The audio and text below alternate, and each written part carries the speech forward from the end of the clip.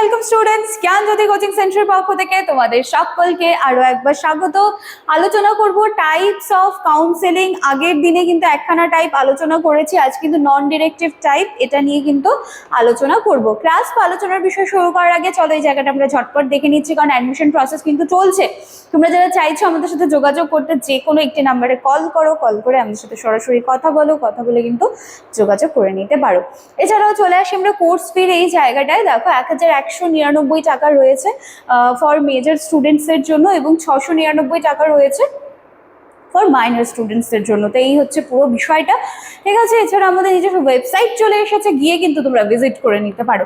চলো অতিরিক্ত কথায় না গিয়ে আমি আলোচনার বিষয়ে ফিরে আসছি।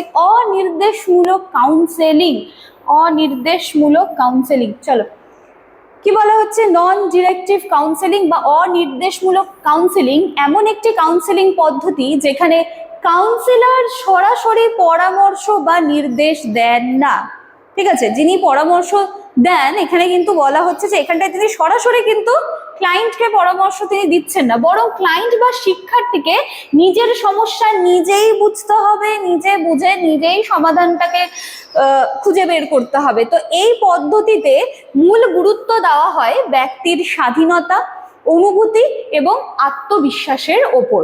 যখন কেউ একজন নিজের সমস্যাটাকে নিজেই বুঝতে পারছে, সেটাকে সমাধান করতে পারছে, তখন কিন্তু কোথাও না কোথাও তার মধ্যে থাকা যে আত্মবিশ্বাস বা সেলফ কনফিডেন্স, সেটাকে কিন্তু সে অনেকটা বাড়িয়ে নিতে পারছে।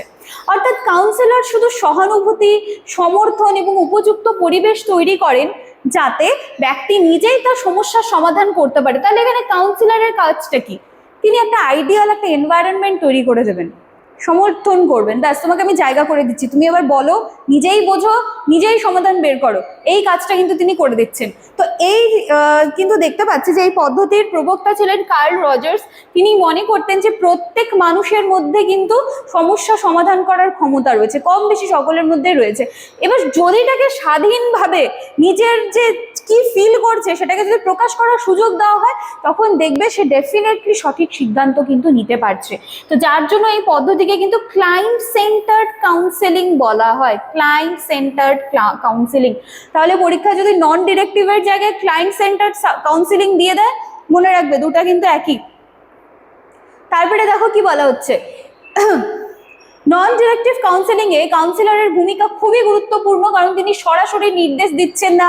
এখানে তিনি জাস্ট ক্লায়েন্টকে সে এনভায়রনমেন্টটা তৈরি করে দিচ্ছেন, ক্লায়েন্টের কথা শুধু মনোযোগ দিয়ে তিনি শুনছেন, ঠিক আছে, সহানুভূতি দিচ্ছেন এবং এমন একটি বন্ধুত্বপূর্ণ পরিবেশ তৈরি করছেন যেখানে ক্লায়েন্ট বা যিনি এসেছেন নিজের সমস্যার কথা বলতে নিজেকে মেলে ধরতে পারছেন, ঠিক আছে, সমস্ত কিছু বলার সেই যে কমফর্ট, সেই জোনটা তৈরি করে দিচ্ছেন। তো এই প্রক্রিয়ার মাধ্যমে ক্লায়েন্ট ধীরে ধীরে নিজের সমস্যা সম্পর্কে সচেতন হয় এবং সমাধানের পথও কিন্তু এর সাথে সাথে খুঁজে পায়। তো এর কিছু ক্যারেক্টারিস্টিক্স রয়েছে, চলো আমরা ঝটপট দেখে নিচ্ছি। সর্বপ্রথমে কি রয়েছে, এখানে ক্লায়েন্ট বা শিক্ষার্থী এখানে কিন্তু প্রধান ভূমিকাই পালন করছে, তাকেই সমস্তটা করতে হবে। কাউন্সিলর সরাসরি কোনো নির্দেশ বা পরামর্শ কিন্তু এখানে দেবেন না, তিনি জাস্ট পরিবেশটা তৈরি করে দেবেন। ক্লায়েন্টকে স্বাধীনভাবে নিজের অনুভূতি প্রকাশ করতে দেওয়া হয়। সমস্যার সমাধান এখানটায় ক্লায়েন্ট নিজেই খুঁজে বের করে। আর কি, কাউন্সিলর সহানুভূতিশীল ও সহায়ক পরিবেশটা তৈরি করে দেন, যেটা আমি এতক্ষণ ধরে বলে যাচ্ছিলাম। ক্লিয়ার, বোঝা গেল তাহলে কি রয়েছে বিষয়টা? আচ্ছা চলো, গুরুত্ব রয়েছে, এবারে দেখে নিচ্ছি গুরুত্ব কি হবে। তাহলে ডেফিনেটলি এটাই হবে যে কনফিডেন্টটাকে কিন্তু গ্রো করা হয় বেসিক্যালি এখানটায়, ঠিক আছে, যাতে সে বুঝতে পারে যে তার কি প্রবলেম, সে নিজেই যাতে সলভ করতে পারে এবং এক্ষেত্রে ব্যক্তি নিজের সমস্যা সম্পর্কে কিন্তু সচেতন এবং স্বাধীনভাবে কিন্তু সিদ্ধান্ত নেওয়ার ক্ষমতাও তৈরি করতে পারে।